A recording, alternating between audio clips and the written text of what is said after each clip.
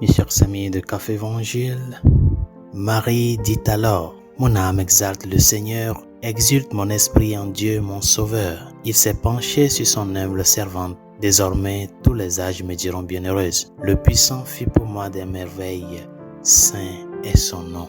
Mes chers amis, nous célébrons en ce jour l'une des 4 grandes solennités par lesquelles notre Sainte Mère est honorée. La solennité de l'Assomption de la Bienheureuse Vierge Marie au ciel. Il est évident qu'aucune autre personne que notre Seigneur n'est honorée et célébrée avec autant de solennité que la Mère de Dieu. Mes chers amis, la solennité de l'Assomption honore le fait que lorsque la Bienheureuse Vierge Marie a achevé sa vie sur terre, elle a été amenée corps et âme au ciel pour rejoindre son Fils ressuscité et adorer à jamais la très sainte Trinité. Il est étonnant de constater qu'elle conserve son corps et son âme unis au ciel dans l'attente de ce jour glorieux où les nouveaux cieux et la nouvelle terre seront créés et où tous les fidèles ressusciteront pour vivre dans une nouvelle forme corporelle pour l'éternité avec Dieu.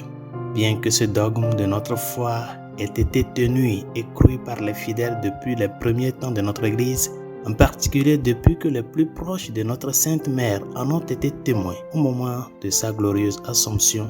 Ce n'est que le 1er novembre 1950 que le pape Pie XII l'a solennellement proclamé, élevant cet enseignement de notre foi au rang de dogme, ce qui signifie qu'il doit être tenu et cru par tous. Et dans la bulle de déclaration du dogme de l'Assomption, le Saint-Père a notamment déclaré: nous déclarons et définissons comme un dogme divinement révélé que l'Immaculée Mère de Dieu, l'Éternelle Vierge Marie, après avoir achevé le cours de sa vie terrestre, a été enlevée corps et âme dans la gloire céleste. Chers amis, le passage de l'évangile cité ci-dessus se trouve au début du chant de louange de Marie, son Magnificat, par lequel elle rend non seulement la plus grande gloire à Dieu, mais révèle aussi elle est celle que toutes les générations appelleront bienheureuse. Elle est celle pour qui le Tout-Puissant a fait de grandes choses. Elle est celle qui proclamera éternellement la grandeur du Seigneur et dont l'Esprit se réjouira à jamais en Dieu son Sauveur. Et elle est ce serviteur le plus humble que Dieu a élevé à la plus grande gloire. Que Marie soit au ciel signifie que nous avons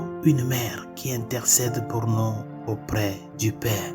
Que nous avons un chemin sûr pour parvenir à Jésus-Christ. C'est sa mère qui est notre mère. Résolution de ce jour, dis merci au Seigneur Jésus de nous avoir donné une telle mère qui nous aime tant et que par surcroît partage sa gloire. Et n'oublie pas que cette mère que tu as dans les cieux est la voie la plus sûre pour parvenir à Jésus-Christ, ton Sauveur. Qu'est-ce que tu as besoin? Qu'est-ce que tu attends du Seigneur? Passe par sa mère, passe par Marie, tu l'auras. Parce que le Fils ne peut rien nier à la mère. Les deux sont liés par une même volonté et un même amour. Je vous salue Marie, comblée de grâce, le Seigneur est avec vous. Vous êtes bénie entre toutes les femmes et Jésus, le fruit de vos entrailles, est béni. Sainte Marie, Mère de Dieu, priez pour nous pauvres pécheurs, maintenant et à l'heure de notre mort. Amen. Notre-Dame de l'Assomption, priez